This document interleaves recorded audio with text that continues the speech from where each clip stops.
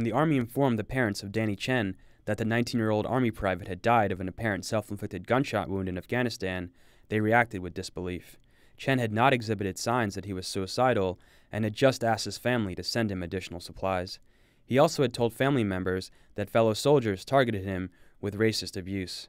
Chen's parents, Chinese immigrants who don't speak English fluently, turned to their community for help.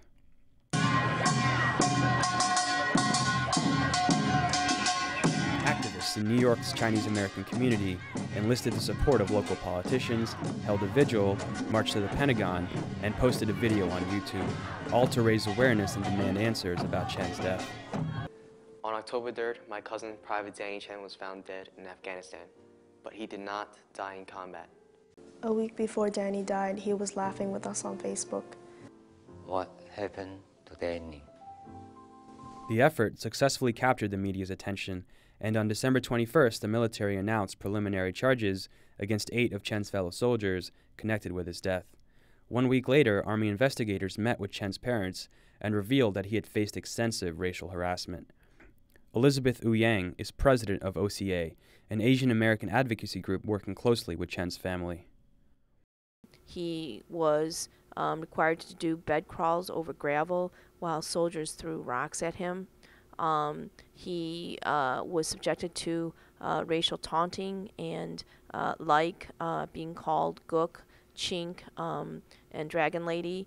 In one incident, he was made to wear a green hard hat and give instructions to other soldiers on how to put up a tent in Chinese. Danny was the only Chinese person at this platoon. The harassment campaign culminated on the day of his death, when he reported for guard duty but forgot his helmet. They made him go back to get it, and then they made him do a bread crawl over 100 meters of gravel while soldiers threw rocks at him. And then shortly that morning, a gunshot was heard, and Danny, according to the investigators, was lying on the ground with his rifle next to him. Wu Yang says not all of the family's demands have been met, including securing a hearing for the charged soldiers on U.S. soil. They do not want these soldiers to plea bargain to any lesser offense. 5 of the 6 have been charged with negligent homicide and involuntary manslaughter. Whether homicide or suicide, there's no question that their actions drove Danny to his death. As supporters and loved ones continue to press for justice, organizer Esther Choi says the Asian American community's advocacy made a difference in speeding up the military's response.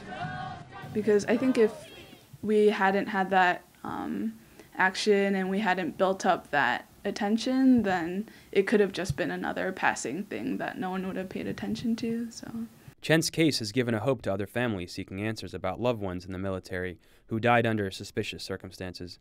One case with striking similarities is that of Hampson Daniels McPherson Jr., a 21-year-old U.S. Marine who the military says took his own life by dousing himself with gasoline, then lighting himself on fire, while stationed at a base in Okinawa, Japan.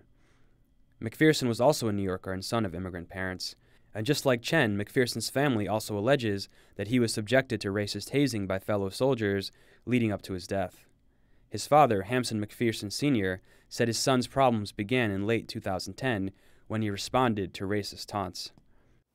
He called and he told me, he says, "Daddy, I'm sorry, but I had a problem." I said, "What happened?" He says, a white Marine constantly call him cotton-picking nigger, and he lost it. He lost his temper. They fought, and this Marine got the worst of it. McPherson says his son continued complaining of racist treatment over the next 6 months, until his death in May. The military has not identified the 2 individuals who they say witnessed the incident. Officials say that a security camera that would have recorded McPherson's death was not functional at the time. The McPherson family received a visit from the military, which further fueled their doubt over the circumstances surrounding their son's death. The investigator brought along what he said was a suicide note, but McPherson's 18-year-old sister, Danielle, says she questions its authenticity. I asked, can I look at it? And then they gave it to me, and it was, on, plain, printing paper, and it was, handwritten.